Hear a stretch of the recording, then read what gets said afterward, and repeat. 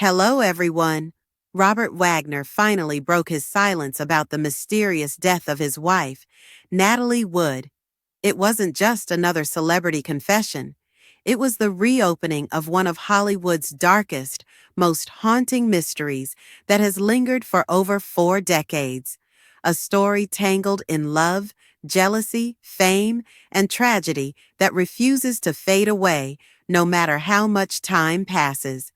To understand the weight of Wagner's words, one must go back to that cold November night in 1981, when Natalie Wood, the beloved star of West Side Story, Rebel Without a Cause, and Splendor in the Grass, vanished from the yacht she shared with her husband and fellow actor Christopher Walken off the coast of Catalina Island. When her body was found hours later, floating face down in the Pacific Ocean, clad in a nightgown and red jacket, the official report labeled her death as an accident, claiming she drowned after trying to board a dinghy alone. But the details never added up. There were bruises on her body, unexplained scratches, and conflicting witness statements that painted a picture far more chilling than an accidental fall. For decades, Robert Wagner, the last person known to have seen Natalie alive, maintained his silence, offering only carefully chosen words, declining to go into detail about that fateful night. His silence spoke louder than any denial. The speculation, the documentaries, the police reopenings, all revolved around one impossible question. What really happened to Natalie Wood, and what role, if any, did her husband play in it? Wagner and Wood's love story was the kind that old Hollywood adored. Two impossibly beautiful people, brought together in youth, torn apart by fame, and reunited by fate. They first married in 1957, divorced in 1962, and remarried in 1972, claiming that they had matured and finally understood what it meant to love and forgive. But behind the glossy magazine covers and public smiles, those close to them whispered about the jealousy, the insecurity, and the constant tension that brewed beneath the surface. Natalie was one of the few actresses who could rival her husband's fame, and in an industry that demanded male dominance, that imbalance often ignited friction. When they set sail that weekend with Walken, Natalie's Brainstorm co-star, many later said there was already tension between the three, sparked by rumors of flirtation between Wood and Walken. Wagner admitted years later that he and Walken argued that night, but he always insisted it was about Natalie's obsession with her career, not romance. Still, what transpired after that argument became the heart of the mystery that has haunted him ever since. When Wagner finally spoke in depth about that night, decades after her death, his voice was heavy with pain, age, and resignation. "There isn't a day that goes by that I don't think about Natalie," he said in one interview, his tone wavering between guilt and sorrow. "Losing her was the greatest tragedy of my life. I will live with that night forever." In his 2008 memoir Pieces of My Heart, Wagner finally offered his own account, claiming that after the argument, Natalie went to her cabin, and when he later noticed she was gone, he assumed she had gone to check the dinghy, which had been banging against the yacht. He said he went looking for her but found nothing, only to be awakened later by the Coast Guard with the news that she had drowned. "We were both drinking," he admitted, "and emotions were high. But I swear to you, I never laid a hand on her." Those words were meant to close the door, but they only opened it wider. The bruises, the witness accounts of shouting, and the eerie silence surrounding the hours after her disappearance have kept the public guessing for over 40 years. In 2011, the Los Angeles County Sheriff's Department reopened Natalie Wood's case, citing new witness statements and new evidence. Her death certificate was amended from accidental drowning to drowning and other undetermined factors, reigniting the firestorm of suspicion that had never fully died. The most vocal new witness was Dennis Davern, the yacht's captain, who claimed that Wagner and Wood were fighting violently before she vanished, and that Wagner ordered him not to turn on the searchlights or call the authorities immediately. Davern's words shook the case wide open again, painting Wagner not as a grieving widower, but as a man desperately trying to control a narrative. When reporters pressed Wagner for a response, he initially refused to engage, calling the new allegations ridiculous and unfounded.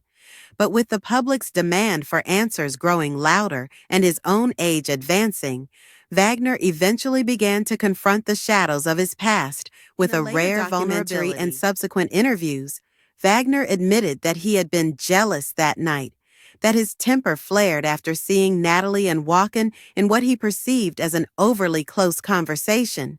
"I was a fool," he said. "I let my emotions get the best of me."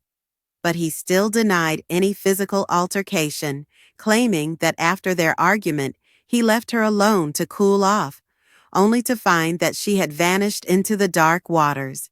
Yet even as he expressed grief, there was a haunting evasiveness in his tone, the sense of a man trying to make peace with something that he could never fully explain. He often said that people who didn't know Natalie couldn't understand how impulsive and headstrong she could be, that she might have tried to secure the dinghy in the cold night without realizing the danger. But skeptics argue that a woman who had a lifelong fear of dark water would never willingly go near it.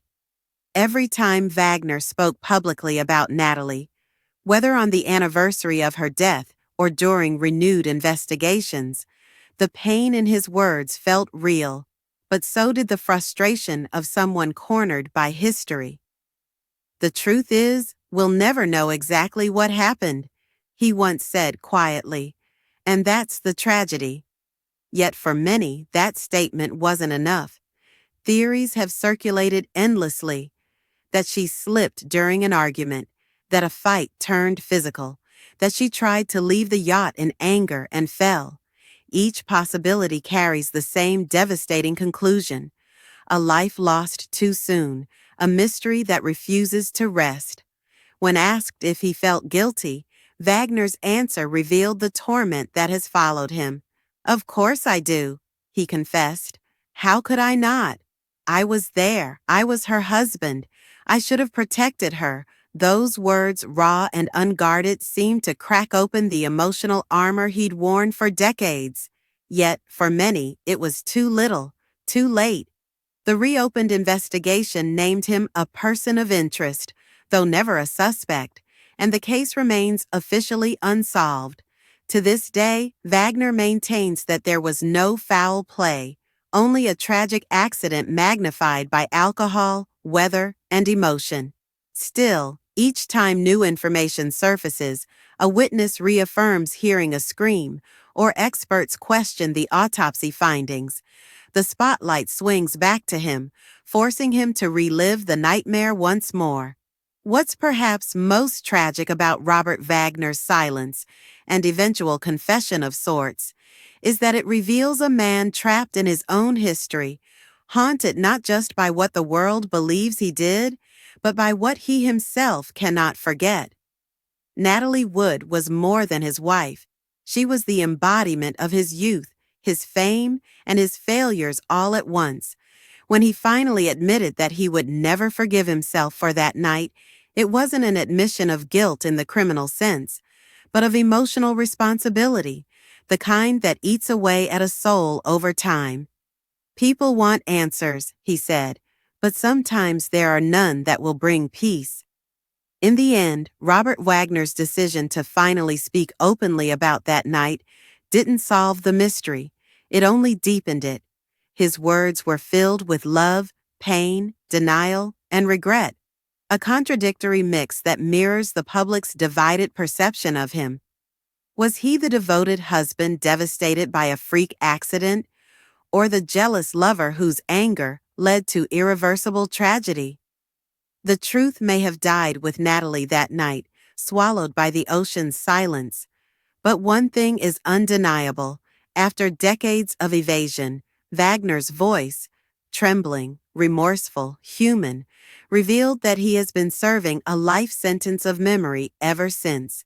For the rest of his days, every time he looks out over the water, he will see her face reflected back at him, the woman he loved, the night he lost everything, and the haunting truth that the world will never stop trying to uncover. Thanks for watching.